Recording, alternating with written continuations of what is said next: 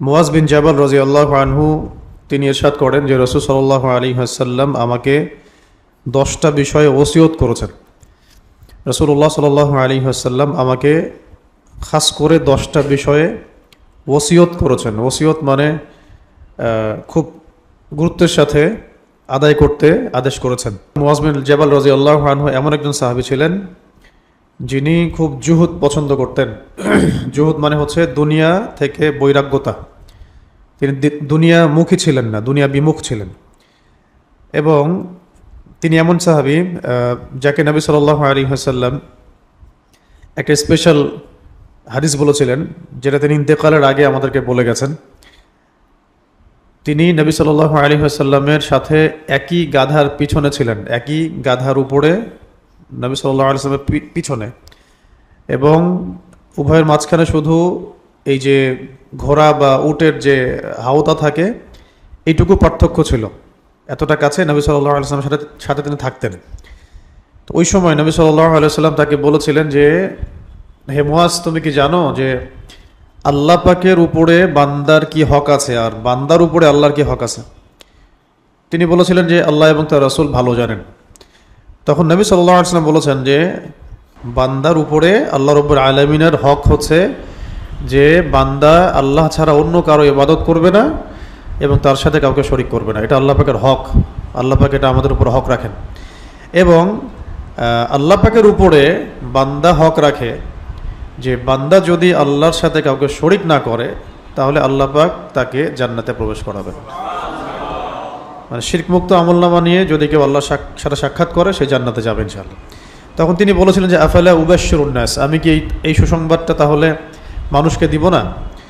তো নবী সাল্লাল্লাহু আলাইহি ওয়াসাল্লাম বলেছেন যে না, সুসংবাদটা মানুষকে দিও না। ফায়াত্তাকিলু, দিলে তারা কি করবে? তারা আমল ছেড়ে দিবে। আমল ছেড়ে দিয়ে তারা এই একটা বিষয়ের উপরে তাওয়াক্কুল করে বসে থাকবে যে আমি শিরক করব না, কালিমা সাক্ষ্য দিব, তাহলে জান্নাতে চলে যাব। তখন তারা আমলকে গুরুত্ব দিবে না। এই কারণে দীর্ঘদিন তিনি হাদিসটাকে বর্ণনা করেন নাই। জীবনের শেষ পর্যায়ে গিয়ে তিনি হাদিসটাকে বর্ণনা করেছেন যাতে ইলম গোপন না থাকে। ঠিক আছে? এই হাদিসের অপব্যাখ্যা করে কিন্তু বহু মানুষ আমাদের সমাজে মুরজিয়া হয়ে গেছে। মুরজিয়া মানে যারা মনে করে কালিমা মুখে পড়লেই যথেষ্ট, আমলের কোনো প্রয়োজন নেই। তো মুয়াজ রাদিয়াল্লাহু আনহু সেই সাহাবী যাকে এই হাদিসটা নবী সাল্লাল্লাহু আলাইহি ওয়াসাল্লাম খাস করে বলেছিলেন। আর মুয়াজ রাদিয়াল্লাহু আনহু, মুয়াজ বিন জাবাল রাদিয়াল্লাহু আনহু সেই সাহাবী যাকে নবী সাল্লাল্লাহু আলাইহি ওয়াসাল্লাম হাত ধরে বলেছিলেন যে হে মুয়াজ, আল্লাহর কসম আমি তোমাকে ভালোবাসি। বুঝতে পারলাম? মুয়াজ বিন জাবাল রাদিয়াল্লাহু আনহু সেই সাহাবী যাকে নবী সাল্লাল্লাহু আলাইহি ওয়াসাল্লাম হাত ধরে বলেছিলেন যে মুয়াজ, আল্লাহর কসম আমি তোমাকে ভালোবাসি। তুমি ফরজ নামাজের পরে এই দোয়াটা কখনোই ছাড়বে না। তখন তিনি দোয়া শিখিয়ে দেন। দোয়াটা হচ্ছে আল্লাহুম্মা আইন্নি আলা যিকরিকা ওয়া শুকরিকা ওয়া হুসনি ইবাদাতিক। এই দোয়াটাকে কখনোই ফরজ নামাজের পরে ছাড়বে না। তো এটা আমরাও যেন চর্চা করি। প্রত্যেক ফরজ নামাজের পরেই সালাম ফিরানোর পরেই আল্লাহু আকবার, আস্তাগফিরুল্লাহ আস্তাগফিরুল্লাহ আস্তাগফিরুল্লাহ পড়ার পরেই আল্লাহুম্মা আইন্নি আলা যিকরিকা ওয়া শুকরিকা ওয়া হুসনি ইবাদাতিক। তো মুয়াজ বিন জাবাল রাদিয়াল্লাহু আনহুকে নিয়ে অনেক কথা বলা যায়, বলতে গেলে আমাদের দার্স লম্বা হয়ে যাবে। আজকের মূল হাদিসটা শুধু বলছি যে তিনি বলেছেন যে আওসানি রাসূলুল্লাহ সাল্লাল্লাহু আলাইহি ওয়াসাল্লাম বিআশরিন, নবী সাল্লাল্লাহু আলাইহি ওয়াসাল্লাম আমাকে খাস করে 10টা বিষয়ের আদেশ করেছেন বা ওসিয়ত করেছেন। আদেশ বা ওসিয়ত করেছেন 10টা বিষয়ে। কল, তিনি বলেন, এক নম্বর হচ্ছে লা তুশরিক বিল্লাহি শাইআ ওয়া ইন কুতিলতা আও হুররিত, তুমি আল্লাহ পাকের সাথে কোনো অবস্থাতেই শিরক করবে না। তুমি আল্লাহ রাব্বুল আলামিনের সাথে কোনো অবস্থাতেই শিরক করবে না, যদিও তোমাকে হত্যা করা হয় অথবা তোমাকে জ্বালিয়ে দেওয়া হয়। স্টেটমেন্টগুলো ভালো করে মনে রাখেন হাদিসের। একটা তো হলো লা তুশরিক বিল্লাহ, আল্লাহর সাথে শরিক করবে না। কোরআনে বহু জায়গায় এমন আয়াত আছে আর কি। এখানে অতিরিক্ত দুটো শব্দ অতিরিক্ত আছে, ওয়া ইন কুতিলতা ওয়া হুররিকতা, যদি তোমাকে হত্যা করা হয় অথবা আগুনে পুড়িয়ে দেওয়া হয়, আগুনে পুড়িয়ে জ্বালিয়েও যদি দেওয়া হয়, ছাই বানিয়ে দেওয়া হয়, তবুও তুমি শিরক করবে না। আর যদি তোমাকে হত্যা করা হয় তবুও তুমি শিরক করবে না। তার মানে এখানে শিরক বিবর্জিত যে আকীদা এবং আমল, এটার দিকে উৎসাহিত করা হচ্ছে। এবং কোনো অবস্থাতেই পরিস্থিতি দোহাই দেওয়ার সুযোগ নেই। আর যখন এইটুকু জানবো আমরা, পরিস্থিতির দোহাই দিয়ে শিরক করার কোনো সুযোগ নেই।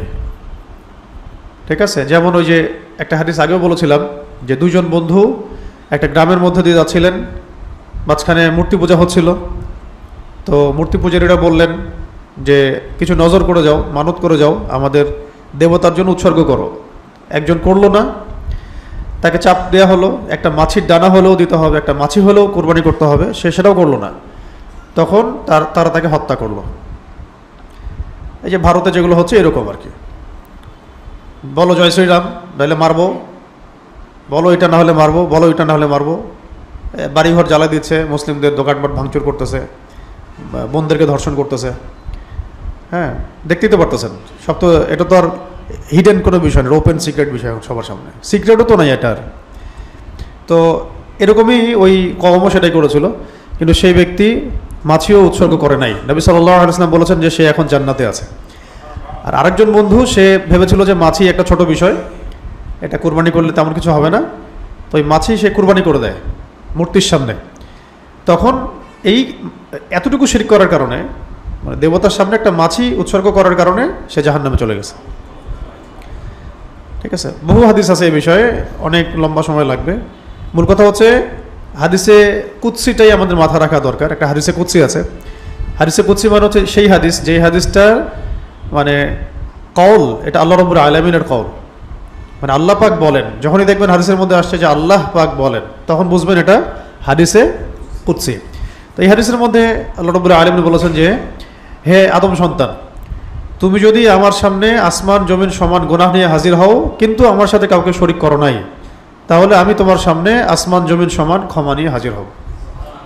এটা হলো শিরকের তাওহীদের একটা বুনিয়াদি হাদিস। শিরক মুক্ত আমল নিয়ে যদি কেউ মারা যায়, ইনশাআল্লাহ জান্নাতে যাবে। শিরক যুক্ত আমল নিয়ে মারা গেলে অবশ্যই জাহান্নামে যাবে। ইন্নাহু মা ইউশরিক বিল্লাহ ফাকাদ হারামাল্লাহু আলাইহিল জান্নাহ। যে ব্যক্তি শিরকে লিপ্ত হয়, আল্লাহ পাক তার জন্য জান্নাতকে হারাম করে দেন। নিশ্চয়ই যে ব্যক্তি শিরকে লিপ্ত হয়, আল্লাহ পাক তার জন্য জান্নাতকে হারাম করে দেন। ওয়া মাওয়াহুন নার, তার আবাসস্থল হচ্ছে জাহান্নাম। ওয়া মা লিযালিমিনা মিন আনসার, আর জালেমদের জন্য কোনো সাহায্যকারী নাই। উসুল মিরাজের রাতের হাদিসও সেম। ওখানেও নবী সাল্লাল্লাহু আলাইহি ওয়াসাল্লামকে বলা হয়েছে যে তোমার উম্মতের কোনো ব্যক্তি, নারী পুরুষ যেই হোক না কেন, যদি আসমান জমিন সমান গুনাহ নিয়ে আমার সামনে সাক্ষাৎ করে, কিন্তু আমার সাথে কাউকে শরীক করে নাই, তাহলে আমি তার সামনে আসমান জমিন সমান ক্ষমা নিয়ে হাজির হব। এই হাদিসগুলো একসাথে মিলালে এটাই বোঝা যায় যে শিরক মানে বিবর্জিত একটা আকীদা এবং আমল আমাদেরকে লালন করতে হবে আর কি। শিরক মুক্ত আকীদা, শিরক মুক্ত আমল। তো এই জন্য শিরকের ক্লাসিফিকেশনগুলো জানতে হবে। শিরক কাকে বলে, কত প্রকার, কী কী। আর শিরকের বিপরীত যেটা তাওহীদ, এটা কত প্রকার, কী কী, ইত্যাদি। তো সংক্ষিপ্ত করে বললে শিরকের ক্লাসিফিকেশনের মধ্যে 4টা প্রকরণ পড়বে। একটা হলো শিরক হয় আকীদার মধ্যে, বিশ্বাসের মধ্যে।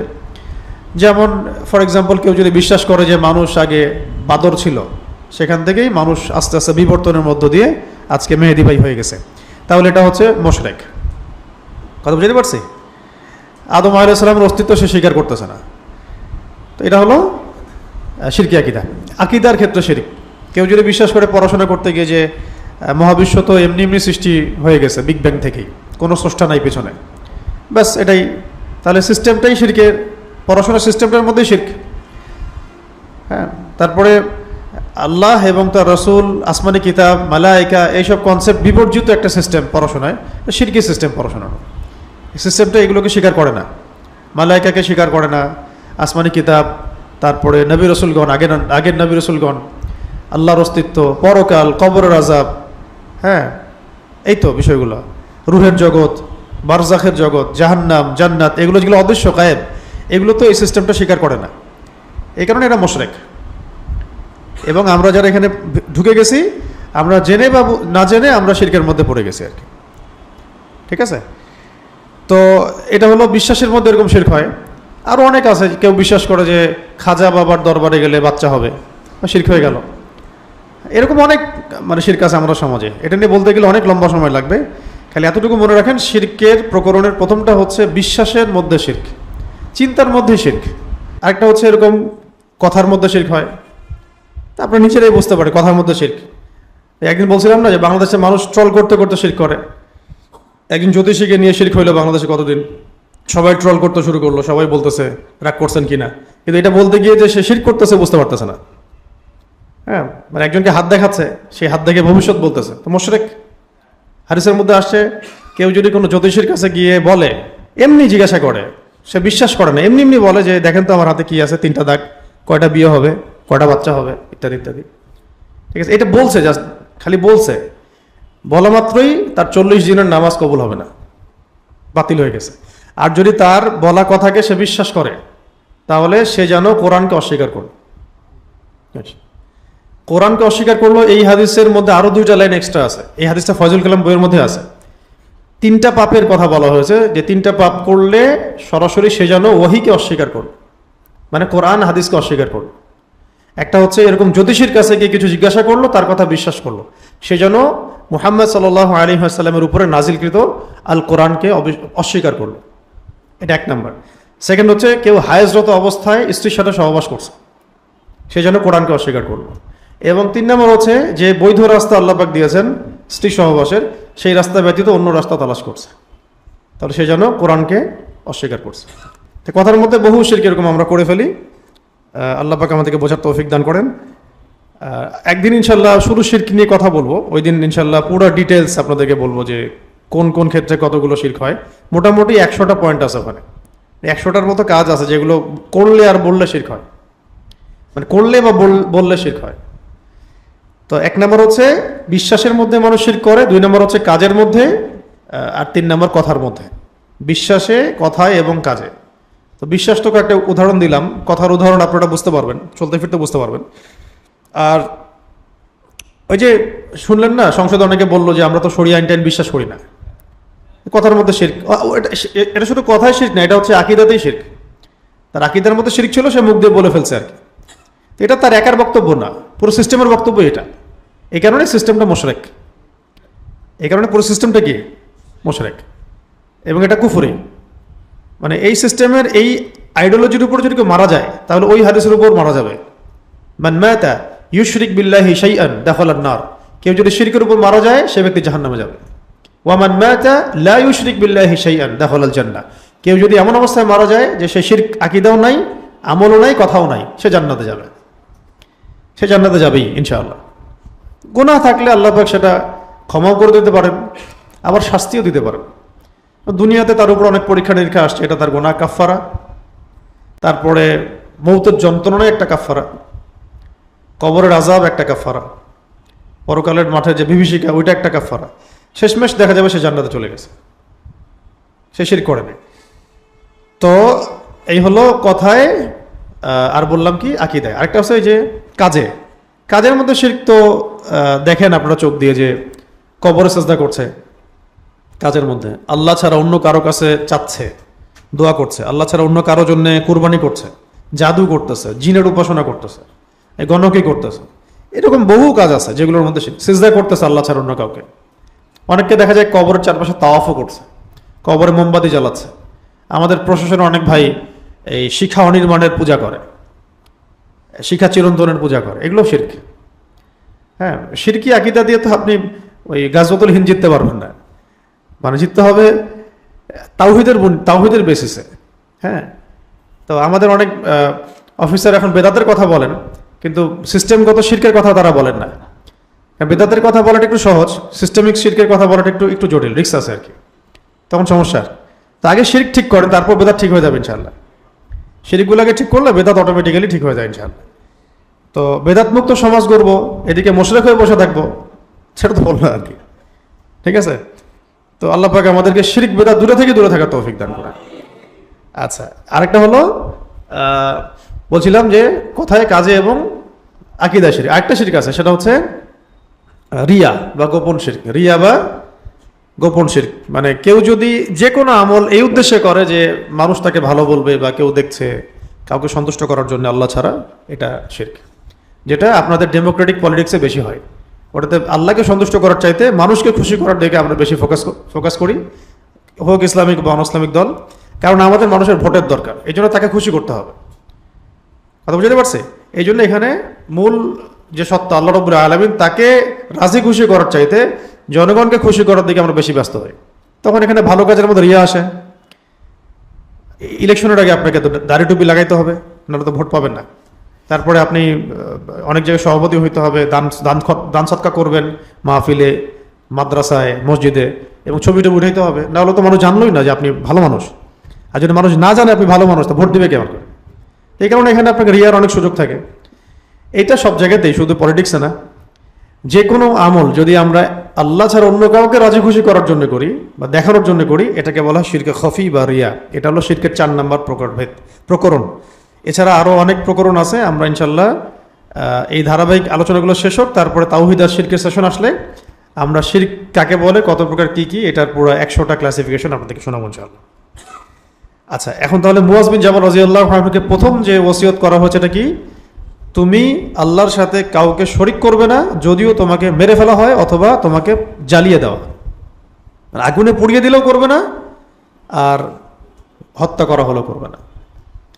তো এই বিষয়ে এক ব্যাখ্যাতে এটাও আসছে যে সাহাবায়ে কেরাম যখন মক্কায় নির্যাতিত হচ্ছেন 13 বছর, তখন অনেক সাহাবী এসে অভিযোগ করেছিলেন, ইয়া রাসূলুল্লাহ সাল্লাল্লাহু আলাইহি সাল্লাম, আপনি এই কাফেরদের বিরুদ্ধে বদদোয়া করেন যাতে তারা ধ্বংস হয়ে যায়। তো নবী সাল্লাল্লাহু আলাইহি ওয়াসাল্লাম তখন চাদর মুড়ি দিয়ে হাতিমের মধ্যে শুয়েছিলেন। হাতিম মানে কাবা ঘরের ওই যে চাঁদের মতো যে অংশটা দেখেন না বাহিরে বাম দিকে, এটাকে কাবার হাতিম বলা হয়। বুঝতে পারছেন কোনটা? এই যে গোল রাউন্ড করা, কাবার হাতিম বলে। আসলে ওইটা হচ্ছে কাবার মূল পার্ট। এতদূর পর্যন্ত কাবা ঘর ছিল। ইব্রাহিম আলাইহিস সালাম এবং ইসমাইল আলাইহিস সালাম যখন কাবা ঘর নির্মাণ করেছেন, তখন এটা এই এতদূর পর্যন্ত ছিল। পরে সংস্কার যখন করা হয়েছে নবী সাল্লাল্লাহু আলাইহি ওয়াসাল্লামের সময়ে, মানে উনি তখন তিনি চাচাদের সাথে কাজ করছিলেন। ওহী আসার আগের কথা। তখন এই আবু জেহেলরা কাবা ঘর ভেঙে সংস্কার করতে গিয়ে একটা শর্ত দিয়েছিল যে হালাল টাকা ছাড়া হারাম টাকা এখানে ঢুকাবে না। তোমরা আল্লাহর ঘরের কাজ করতেছো, তো এখন কোনো রকমের অবৈধ টাকা এখানে ঢুকানো যাবে না। তো সমস্ত কুরাইশদের হালাল টাকা যেগুলা, ওগুলো দিয়ে এই পর্যন্ত কাজ হয়েছে। বাকি টাকা তারা ম্যানেজ করতে পারে নাই, হালাল ছিল না ইকোনমি। তারপর তারা কনসিয়াস ছিল যে হালাল টাকাই দিতে হবে, এখানে হারাম দেওয়া যাবে না। ঠিক আছে? আর আমরা এখন হারাম যে টাকাগুলো আছে এগুলো মসজিদ মাদ্রাসা দিয়ে হালাল করি আর কি। ঠিক আছে? এবং ওগুলোই আমরা খাই। এই কারণে আমাদের মধ্যে ওই চেতনা থাকে না, ব্লাডের মধ্যে হারাম ঢুকে যাচ্ছে এইভাবে। তো ওইটা হলো হাতিম, যেটা এই পাশের অর্ধ চন্দ্রাকৃতির জায়গায়, ওই পর্যন্ত ছিল কাবার মূল বেস। পরে যেহেতু টাকা পয়সা শর্ট, ওই জন্য এটাকে এতটুকু করতে হয়েছে আর কি, ওই আবু জেহেলদের যুগে। পরে এটার উপর নতুন করে আর কাজ করা হয় নাই, কারণ রাসূল সাল্লাল্লাহু আলাইহি ওয়াসাল্লাম ফিতনা সম্পর্কে খুব সতর্ক ছিলেন যে আমি যদি আবার এটাকে নতুন করে এটা করতে চাই, আরবদের মধ্যে সবার মধ্যে একটা ফিতনা সৃষ্টি হতে পারে যে আল্লাহর ঘরকে আবার ভাঙা হচ্ছে, আবার করা হচ্ছে। তো ওই অবস্থায় ছিল। তো এই হাতিমে তিনি শুয়েছিলেন। তখন সাহাবী এসে জিজ্ঞাসা করছেন, ইয়া রাসূলুল্লাহ, আপনি বদদোয়া করেন সাল্লাল্লাহু আলাইহি ওয়াসাল্লাম। তো তখন তিনি ওখান থেকে চাদর মুড়ি দিয়ে শুয়েছিলেন। চাদরটা নামিয়ে তিনি উঠে বসেছেন, বসে বলেছেন যে তোমরা এই যে অভিযোগ করছো আমার কাছে নির্যাতনের ব্যাপারে, তোমরা জেনে রাখো যে তোমাদের পূর্ববর্তী যে কওম ছিল, তোমাদের আগে যে কওমরা ছিল, তাদের কাউকে শুধু ঈমান আনার কারণে, মানে তাওহীদের কারণে জীবন্ত আগুনে জ্বালিয়ে দেওয়া হয়েছে। এই যেখানে শব্দটা আসে ওয়াইন কতিলতা আও হুররিকতা, জীবন্ত আগুনে পুড়িয়ে ফেলা হয়েছে ঈমানের কারণে।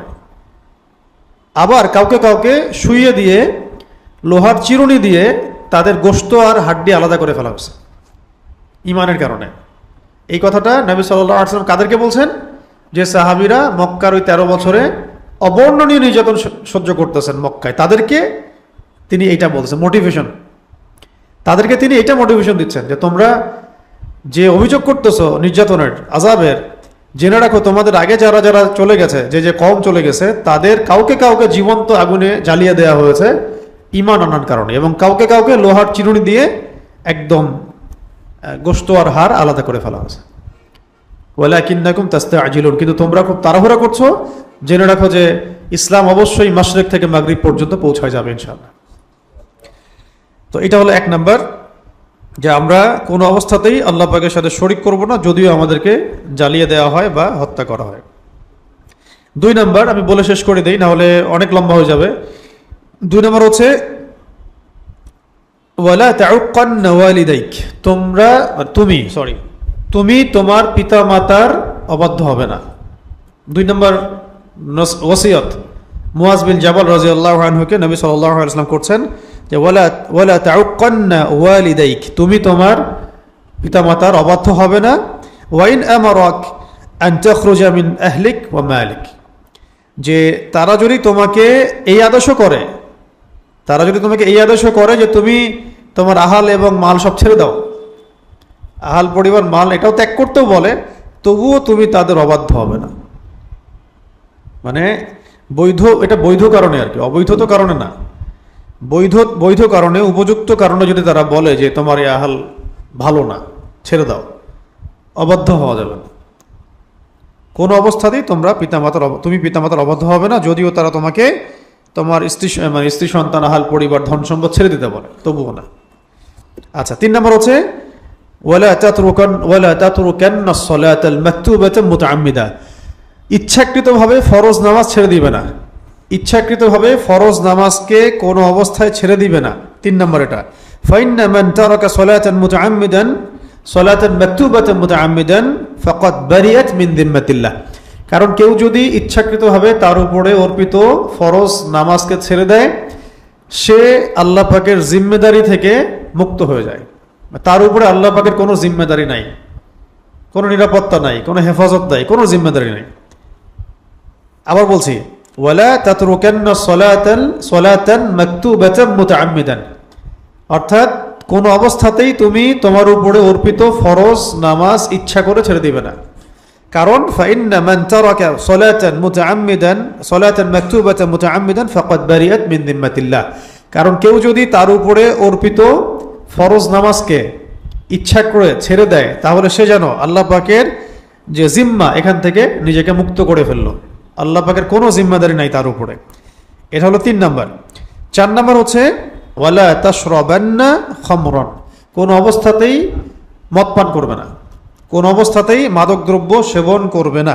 ফাইন্নাহু রাসা কুল্লি ফাহিশাতিন, কারণ এটা হচ্ছে সমস্ত পাপের মূল মাথা। যত রকম পাপ আছে তার মূল মাথাই হচ্ছে কি? মাদক দ্রব্য। 5 নম্বর হচ্ছে ওয়া ইয়াকা ওয়াল মাসিয়াহ, এবং সমস্ত রকম গুনাহ থেকে নিজেকে ফারেক রাখবে, সমস্ত রকম গুনাহ থেকে নিজেকে বাঁচিয়ে রাখবে। কারণ হচ্ছে ফাইন্না বিল মাসিয়াতি হাল্লা সাখতুল্লাহ, কারণ যে ব্যক্তি আল্লাহ পাকের অবাধ্যতা লিপ্ত হয়, তার উপরে আল্লাহ পাকের যে গজব বা ক্রোধ, এটা অবধারিত হয়ে যায়। কারণ কেউ যদি আল্লাহ পাকের অবাধ্যতায় নিজেকে লিপ্ত করে, তার উপরে আল্লাহ পাকের যে ক্রোধ বা শাস্তি বা নারাজি, এটা অবধারিত হয়ে যায়। 6 নম্বর হচ্ছে ওয়া ইয়াকা ওয়াল ফিরার, পালিয়ে যাবে না। কোথা থেকে? ওয়া ইয়াকা ওয়াল ফিরার মিনাজ জাহফি, মানে যুদ্ধের মাঠ থেকে পালিয়ে যাবে না, যুদ্ধের মাঠ থেকে, যুদ্ধক্ষেত্র থেকে পালিয়ে যাবে না। ওয়া ইয়াকা ওয়াল ফিরার মিনাজ জাহফি, মানে তুমি যুদ্ধের মাঠ থেকে হে মুআজ পালিয়ে যাবে না, বা হে মুআজ তুমি যুদ্ধের মাঠ থেকে পালিয়ে যাবে না। ওয়াইন হালাকান নাস, যদিও সমস্ত মানুষ হালাক হয়ে যায়, শহীদ হয়ে যায় বা মারা যায়, তবুও তুমি যুদ্ধের মাঠ থেকে পালাবে না। আর আমরা তো যুদ্ধের মাঠেই নাই, তাই পালা যাচ্ছি। ঠিক আছে, সুবহানাল্লাহ। ওয়া ইয়াকা ওয়াল ফিরার মিনাজ জাহফি ওয়াইন হালাকান নাস, যুদ্ধের মাঠ থেকে পালিয়ে যাবে না, যদিও সমস্ত মানুষ ধ্বংস হয়ে যায়। এটা হলো 6। 7 হচ্ছে ওয়াইদা আসাবান নাসু মাউতুন ওয়াইদা আসাবান নাসা মাউতুন ওয়া আনতা ফীহিম ফাসবুত, যদি তুমি যে এলাকায় আছো, তুমি যেখানে বসবাস করো, সেই এলাকায় যদি মহামারী দেখা দেয়, এখানে মাউত মানে হচ্ছে মহামারী দেখা দেয়, ওয়া আনতা ফীহিম, এবং তুমি তাদের মধ্যেই থাকো, তাহলে ফাসবুত, সেখান থেকে পালিয়ে যেও না, ওখানেই থাকো। আবার বলছে ওয়াইদা আসাবান নাসা মাউতুন ওয়া আনতা ফীহিম ফাসবুত, যদি তুমি যেখানে থাকো সেখানে মহামারী দেখা দেয়, তাহলে তুমি সেখানে অবস্থান করো, সেখান থেকে পালিয়ে যেও না। কারণ কাদারে যা লেখা আছে তাই হবে, আর তুমি ওখান থেকে চলে গেলে অন্য এলাকায় মহামারী ছড়াবে, তারও 1000টা মানুষের মৃত্যুর কারণ হওয়ার চাইতে শহীদ হয়ে যাও, তাও ভালো। এটা বোঝানো হয়েছে। 8, 9, 10 তিনটা পরিবার সংক্রান্ত। 8 নম্বরে নবী সাল্লাল্লাহু আলাইহি ওয়াসাল্লাম বলছেন যে ওয়ানফিক আলা ইয়ালিকা মিন তৌলিক, তোমার সাধ্য অনুযায়ী তুমি তোমার পরিবারের পিছনে খরচ করো, তোমার সাধ্য অনুযায়ী তোমার পরিবারের পিছনে খরচ করো। এটা পরিবারের পিছনে খরচ করাটা ইবাদত, এটা আমাদের দায়িত্ব, তো দায়িত্বই, এটা আমরা দায়িত্ব পালন করছি আল্লাহ সন্তুষ্টির জন্য। কারণ এখানে এক একটা লোকমার বিনিময়ে আপনি নেকি পাবেন, আমরা নেকি পাবো। ঠিক আছে? ওয়ানফিক, আনফিকটা আদেশের শব্দ, অবশ্যই ব্যয় করো। ওয়ানফিক আলা ইয়ালিক মিন তৌলিক, তোমার সামর্থ্য অনুযায়ী, সাধ্য অনুযায়ী তুমি তোমার পরিবারের পিছনে খরচ করো। এটা হলো 8। 9 হচ্ছে ওয়ালা তারফা আনহুম আসওয়াকা আদাবান। এটা খুব ইম্পর্টেন্ট, যে তুমি তোমার পরিবারের উপর থেকে আদবের লাঠি উঠিয়ে নিবে না। তুমি তোমার পরিবারের উপর থেকে আদবের লাঠি উঠিয়ে নিবে না, মানে শাসন পরিবারে থাকতে হবে। সন্তান, ছেলে মেয়ে, স্ত্রী সন্তান, আহাল পরিবারের শাসন থাকতে হবে। ঠিক আছে? ওয়ালা তারফা আনহুম আসওয়াকা আদাবান, আদবের লাঠি তাদের উপর থেকে কখনোই উঠিয়ে নিবে না। এবং 10 নম্বর হচ্ছে ওয়া আখিফহুম ফিল্লাহ, ওয়া আখিফহুম ফিল্লাহ, তুমি তাদেরকে আল্লাহর ভয় দেখাতে থাকবে, তুমি তোমার পরিবারবর্গকে আল্লাহর ভয় দেখাতে থাকবে। তার লাস্টের 3টা হচ্ছে ফ্যামিলি সংক্রান্ত আর কি। একটা হলো ব্যয় করা, একটা হলো আদব শেখানো, একটা হলো আল্লাহর ভয় দেখানো। এই 10টা আদেশ নবী করিম সাল্লাল্লাহু আলাইহি ওয়াসাল্লাম খাস করে মুয়াজ বিন জাবাল রাদিয়াল্লাহু আনহুকে করেছেন। শেষ করার আগে আমরা আরেকবার রিভিউ করে দিচ্ছি। عن معاذ رضي الله عنه قال, মুয়াজ বিন জাবাল রাদিয়াল্লাহু আনহু থেকে বর্ণিত, আওসানি রাসূলুল্লাহ সাল্লাল্লাহু আলাইহি ওয়াসাল্লাম ব10 কালিমাত, রাসূল সাল্লাল্লাহু আলাইহি ওয়াসাল্লাম আমাকে 10টা বিষয়ের আদেশ করেছেন বা ওসিয়ত করেছেন। 1 নম্বর হচ্ছে লা তুশরিক বিল্লাহি শাইআ, তুমি আল্লাহর সাথে কাউকে শরীক করবে না। ওয়া ইন কুতিলতা ওয়া হুরিকত, যদিও তোমাকে হত্যা করা হয় অথবা তোমাকে জ্বালিয়ে দেওয়া হয়।